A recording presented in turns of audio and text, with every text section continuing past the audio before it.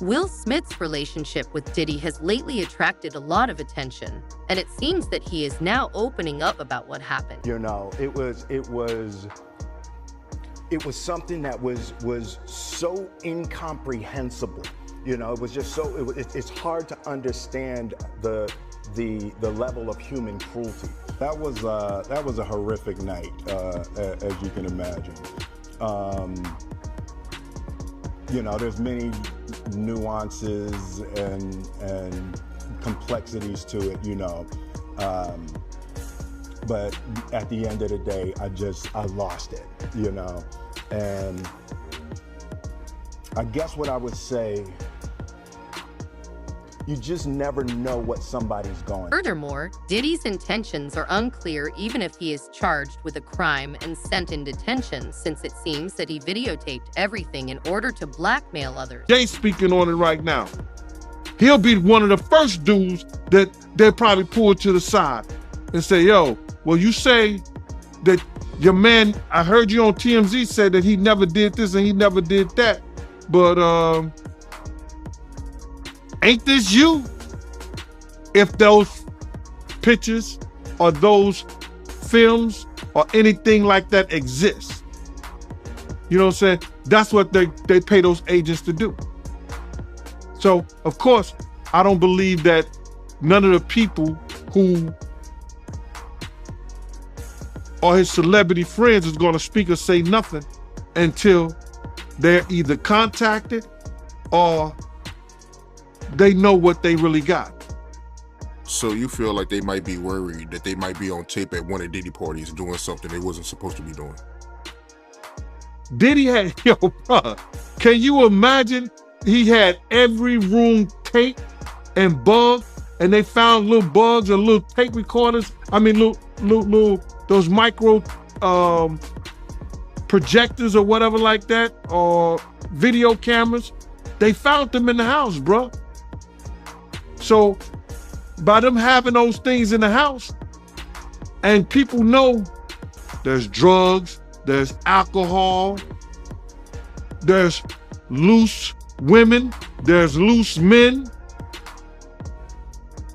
woman on woman, man on man, all kind of crazy shit. Bruh, they just wondering who or when they're gonna let this stuff be known. But not only celebrities, I don't think it's only celebrities gonna be shook. He had politicians in there. He had princes in there. He also had a couple of preachers in there.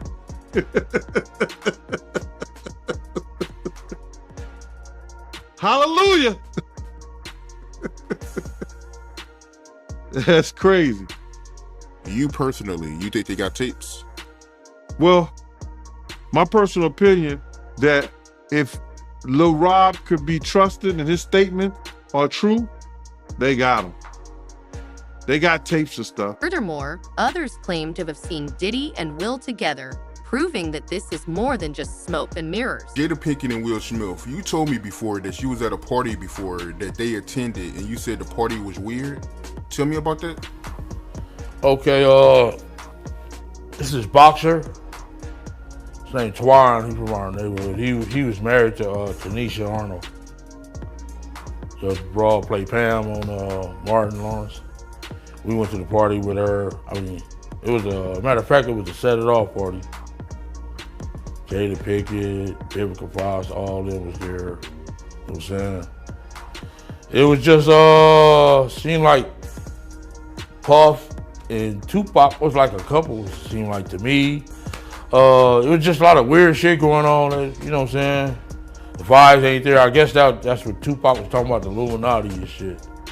It's like Vivica Fox was with this big gay man. He was 6'9". They called him, his name 6'9". He had the red hair with big old booty and shit. Nobody was gaying him over. What the fuck is going on here? It's just a lot of weird shit, dude. You know what I'm saying? That shit, it ain't right. You know what I'm saying? I guess that's what Tupac, I guess he wanted to get up out of the Illuminati or something. But I seen her at a, matter of fact, MC Light pulled off with Tanisha Arnold. You know what I'm saying? In her brand new 560, black one. Yeah, that shit weird, dude. Yeah, that's some weird ass shit going on, you know? Yeah. And what was Tupac doing at the party, yo?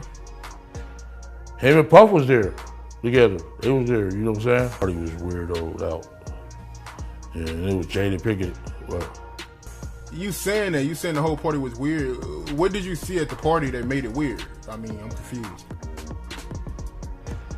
I guess it was the Illuminati. It's just weird. I know I wouldn't want to be part of no shit like that. You know what I'm saying? You know, I'm from the old school, dude, and that shit wasn't really tolerated with my generation. You know what I'm saying? Yeah, hate crime, yes, but it's more tolerated these days and nothing like that. It's more, you know what I'm saying, more open now, you know what I'm saying? But back then it was kind of fishy, you know what I'm saying? Still kind of fishy, you know, but it's more, you know, out there now. The incident y'all had with Warren G and Kid Frost. Tell me about that, my man. Okay, Kid Frost had gave a party at the House of Blues. One of our big homeboys wanted to go with us, you know what I'm saying? So he went with us and we said, ooh, you young niggas have fun. So one of Kid Frost's homies, still on my big homie. Seems understandable that Jay has found it very difficult to manage all of this considering that she has been going through this for years. Just look at her in 2016. It was a big breakup for us. We were actually looking towards separating and divorcing. And we separated. The world just didn't know. Then we had a reconciliation. And then 2016 came and we had the ultimate break. But the world didn't know. Mm-hmm. And I think that that's where some of the misconception about having an open marriage came into play, because we were living lives as single people, and the world didn't know. Over the span of 12 years of just trying to figure out this thing called love and marriage between Will and I, it's been a trip. And I think that even with that entanglement piece, which I talk about extensively in the book, how I played a part in the misconception of that narrative of allowing myself to be portrayed as an adulteress, allowing myself to be portrayed as someone that had betrayed Will, and that wasn't the case. We broke up in 2016. He went on to live a life as a single man. I went on to live a life as a single woman. And then when we had the talk at the red table, I was gonna go to the red table by myself to talk about the entanglement.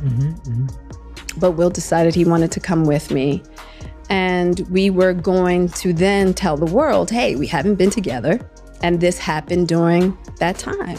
Well, when we got to the table, Will wasn't ready. He wasn't ready. He wasn't ready for the world to take this heat. Because guess what? The heat is coming either way. Whether when we decide to get divorced, when we decide to separate, whatever. This is my practice run. Strip it down. Let it go, Jada. And then let's see what's left. I didn't have to put that particular show out, but I had already gotten myself so ready for that journey for myself. And to me, that was moving closer to my freedom.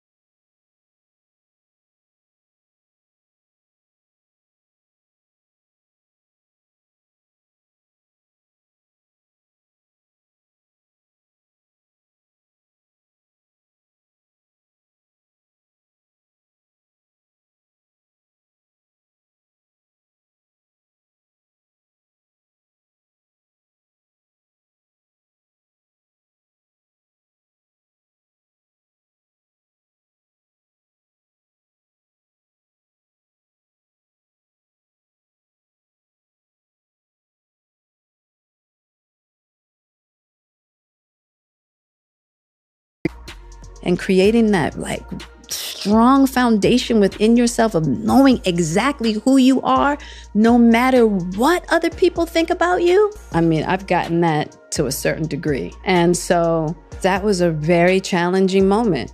And I talk about it in the book because I feel like so many people are challenged in that way of like, how can I just walk in this world and be okay with myself no matter what? And I talk about the journey, you know, really extensively in the book. But there have been so many misconceptions about my relationship with Will. But I think that everybody suffers misconceptions. Once again, whether you're head of the PTA and your husband's that doctor and you're the lawyer, you know what I mean? And you're like the creme de la creme of your friend group or, you know, of your community. And so everybody's expecting you to have a certain kind of marriage. And marriage is a journey, you know, and it's a journey towards learning how to love yourself and learning how to love your partner. And there's not one way to do it. And everybody, I think we do that journey a real disservice of trying to make it this cookie cut thing. Like, no, you can only do it this way. Some have speculated that allegations that the Smiths planned to have sex with Jennifer Lopez, Diddy's then girlfriend, were the reason for Diddy's aggressive behavior against his will. Tell me the story about how Puffy wanted to fight Will Smith over Jennifer Lopez. Oh, man.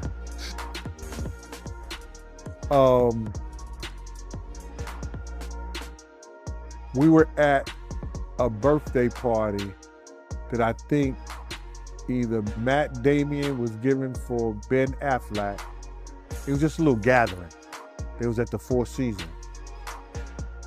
Will Smith and his sister and her husband, we were all sitting on this side of the room. Matt Damien, Ben Affleck, Jennifer Lopez, Puff, Will Smith, and Jada, and it was sitting on the other side of the room. So I know Puff so well that he stood up. When he stood up, he walked and did his arm some kind of way, like, and then he went like this, you know, like, and I went over towards him. I know to go over there towards him. So I go over towards him, and he said to me, he said, yo, I think Will and Jada is trying to scoop up Jennifer. I want you to stay close, because I'm a snuffer.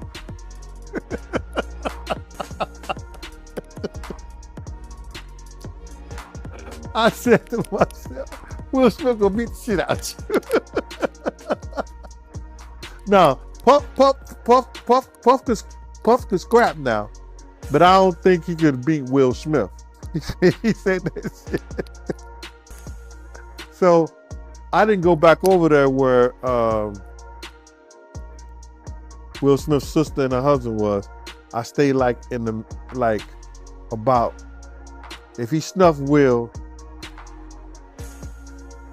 I could move slow enough that Will could probably get 2 or 3 punches back in. Yeah, but that shit was funny. He thought that Jada and Will was coming on too strong to Jennifer, making advances. Understand the gravity of the situation. One need only look at what happened to Lil Rod in February. According to Rodney's complaint, Cole's former producer and cinematographer sued the Muggle in federal court, claiming that he had drugged and harassed him sexually. While working on his most current album, Lil Rod Jones lived in peace from September 2022 to November 2023. Jones alleges that Mr. Combs constantly groped and probed him in the anesthesia without consent. Jones claims that when he woke up in bed, there were 2 sex workers who were nude and confused, and that the music Muggle had given him a drug. In addition, the complaint claims that Jones, the Cole videographer, amassed hundreds of hours of audio and video footage demonstrating Combs' staff and guests engaging in egregious legal violations. Combs is accused of committing illegal acts such as drug possession, sex worker recruitment, drug use by children, and sexual assault. Mr. Jones felt very uncomfortable and started to lean away from Mr. Gooding Jr. He resisted his advances, and Mr. Gooding Jr. persisted until Mr. J physically shoved him away. According to the report, Cuba Gooding Jr. allegedly started touching, roping, and fumbling Mr. Jones's legs, his upper inner thighs near his groin, the small of his back near his butt, and his shoulders. Jones says that after the actor allegedly abused him on the Music Mobile's boat, he realized that he thought Combs was Gru. If you read the documents, in his mind, he was so scared that when he went to other people in the camp and said, why did he treat me? Why did he doing this and doing that? They said, oh, he just playing with you because he loved you. He liked you. He was, no. He was trying to instill that fear in you that he had in you. And he won. Yeah, that does make sense, man. And me looking at this lawsuit, he's also, alleging that he met Cuba Gooding Jr. through Diddy on Diddy Yacht. And it even got to a point where he started touching him on his, upper inner thigh near his groin, according to him. Did you see the picture? Nah, I didn't get to see it, but Oh my God. Yo, listen to me, man. I don't know if it was what they call it when you take two pictures and they put it together, stuff like that. What they call it when they put the pictures together and it don't belong together, but they put it together. Whatever. Side by side. Yeah, whatever they call that.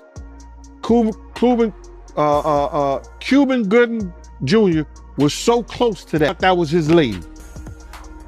That's how close he was to him. And then his hands all on his leg and everything. It was crazy, bro.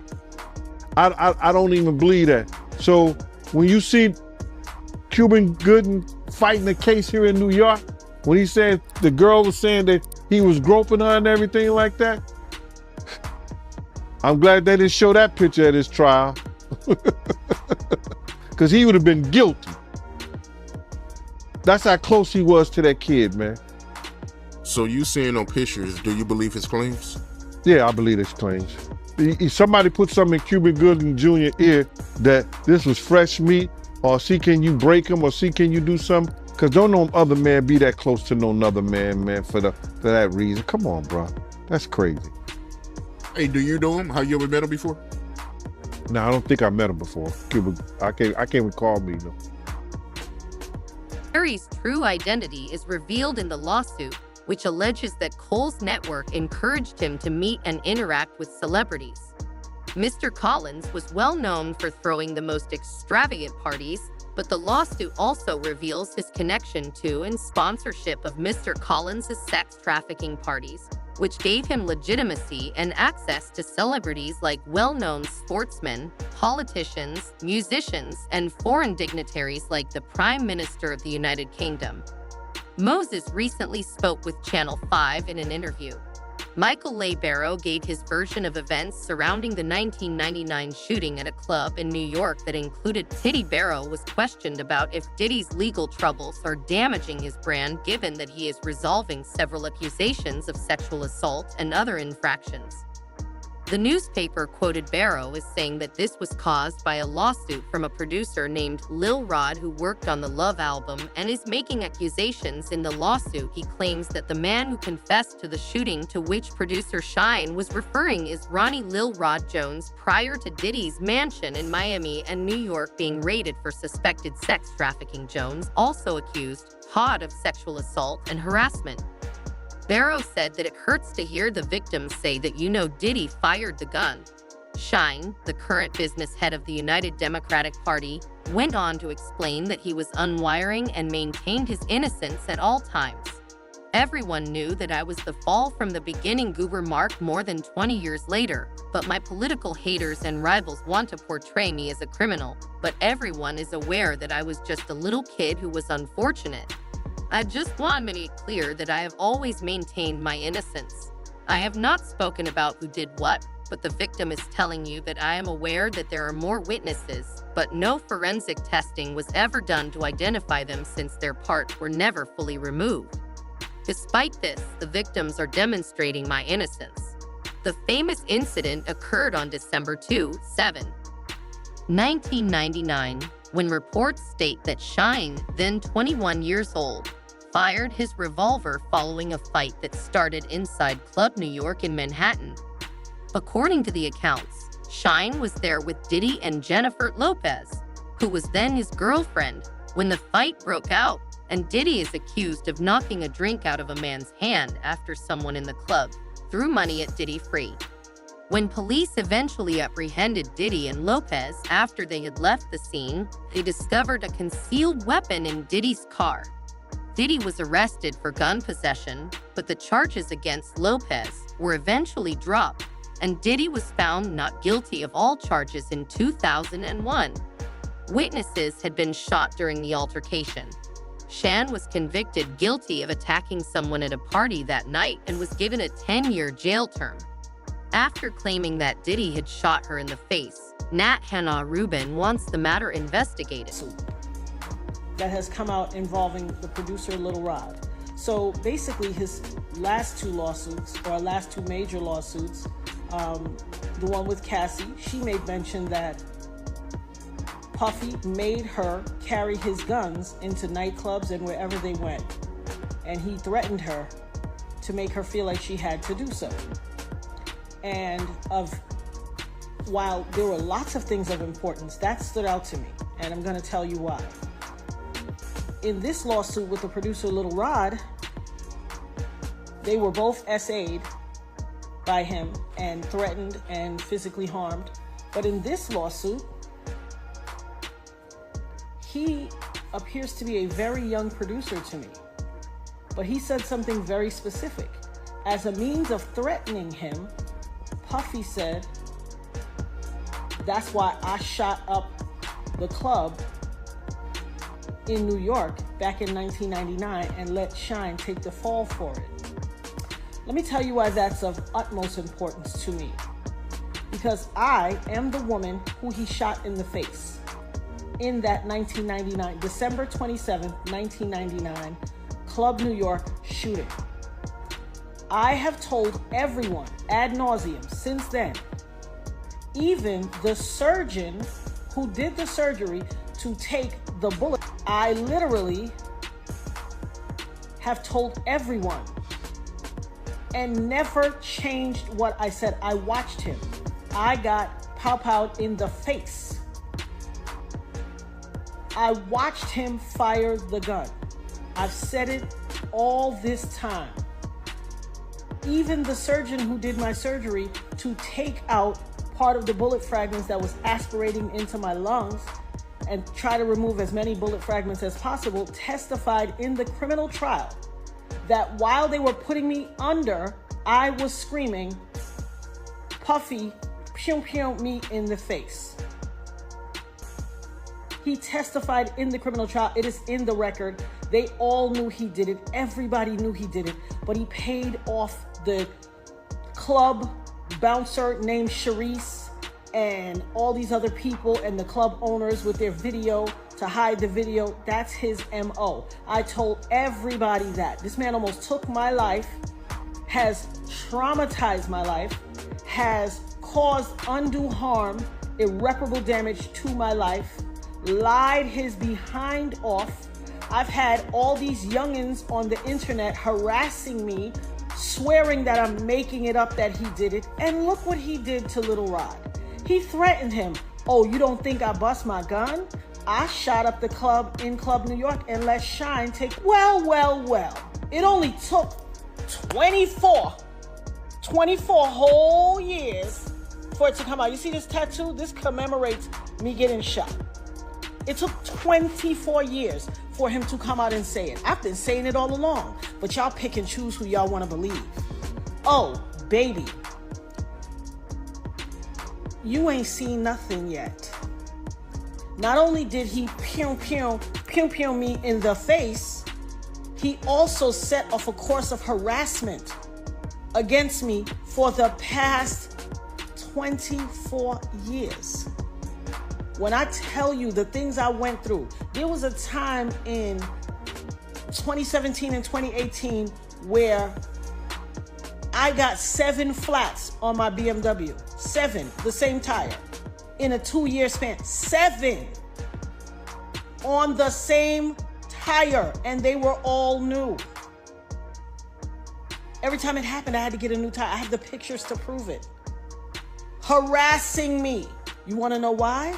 Because prior to Cassie, I was the only person to be victimized by him and then to successfully sue him and get paid. And he had to pay me out of his pocket. He has never gotten over that. Oh, baby. You see this RICO charge that's about to come? This conspiring and pew-pewing up the club and ruining or attempting to ruin my life? As God as my witness, I will not stop until you suffer every single iota of... I had some youngins on the internet that ain't even old enough, that weren't even alive when it happened, arguing me down, cussing me out, calling me everything but a child of God. Go check Instagram, it's there. Harassing my life. Harassing me. Oh, you lying, he ain't do that to you. You just want clout. You just chasing clout. What is that to chase clout about? How is that clout chase worthy? It doesn't even make sense. Well, I guess it will make sense in this new generation. But you better believe I will have my say. I will have my say. Hashtag having my say. Hashtag the dopest nerd ever. Hashtag Eb Talks. Y'all ain't seen or heard nothing yet. There are so many web reports about this incident that, as usual, Jan had to make some quite shocking disc finds. So after him and Diddy fell out, he started working with Jodeci more. I see. How you feel about the victim of the club shooting? I gotta ask you about this, man. How you feel about her coming out now saying that, you know, Diddy, he shot her and not Shine? How you feel about that? Well, the way I feel about that, the case is closed, bro. It can't be no double jeopardy. It can't be no retrial, because they already had a trial and a man was convicted for her injuries. A man already did time for her injuries. You understand? If they would have to go back and see that if there was ballistic tests done on Jennifer Lopez, on Puffy, God bless the dead, on Wolf, did they do ballistic tests? And then see if they did ballistic tests and Puff had gunpowder on him, you understand? Why didn't the police go through with charging him? Why didn't the police charge him? She could say that now, and she said that I don't take nothing from the victim. I don't take nothing from the victim. But her lawyer should have advocated. I know Puff and Shine, they had the same charges. But like I said before, and like Shine said also, Shine said this also, because it's true. Puff had witnesses that come in to testify against Shine now, and the case is over with. It's been what? Well, how many years it's been? 15, 20 years? 15, 17, 15. Shine went to jail for 10 years. It was in 99, right? So about 23 years, sir. About 20 some years. Ain't nothing they can do about that, bro. They can't reopen that shit and charge him. Yeah, I mean, she did say that she, willing to lose an eye for authorities can, remove the bullet fragment from her eye for they can use it as evidence against Diddy. So, I mean, she did say that. Bruh, I find that shit to be hilarious. How much money would you give for your eye? How much money would you give for your eye? They didn't even say Puff had a gun. They didn't even find, Sean got caught with a gun coming out the club. They didn't catch Puff with a gun on him. They caught a gun in the car. There were 4 people in that car. 1 person is dead. What do you think the lawyer's gonna say? It was his. It was the bodyguard. It was the security. It wasn't Mr. Combs. You understand what I'm saying? So, she willing to lose an eye? And what is the fragment is come from Sean's bullet.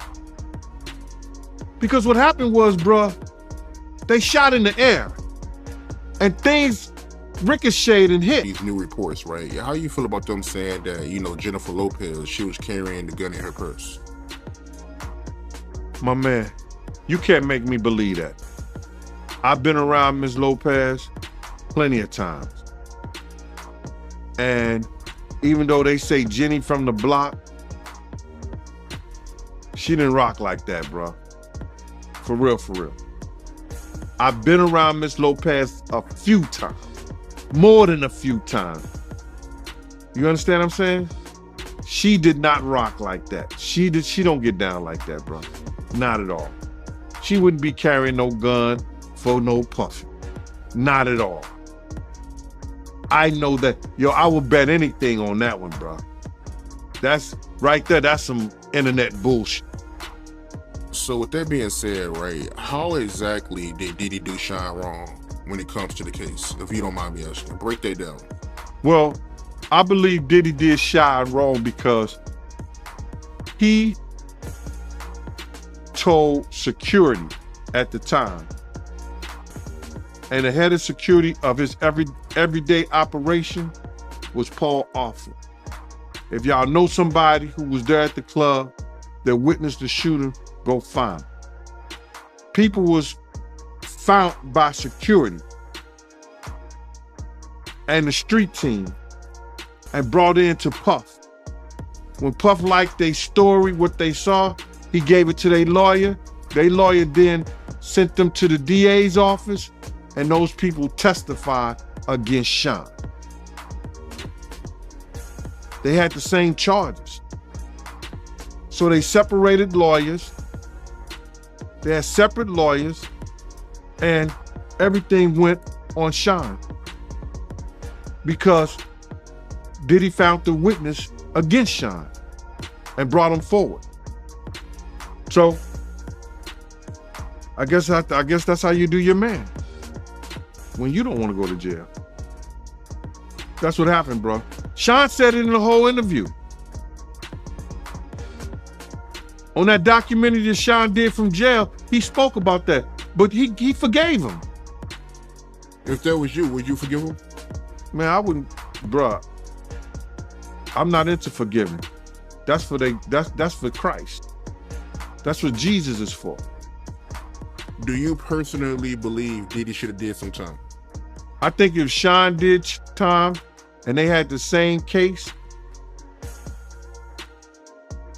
if they had the same case and Diddy wouldn't have found those witnesses against Sean, they all would have went to jail.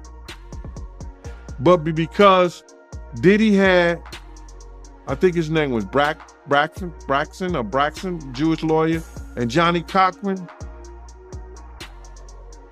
he was able to separate himself from the crime that was committed.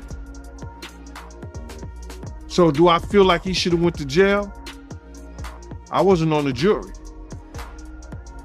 But had he not found those witnesses to go against Sean, he would have been in somebody's jail. And that's facts. That concludes the video. Thank you for watching, everyone.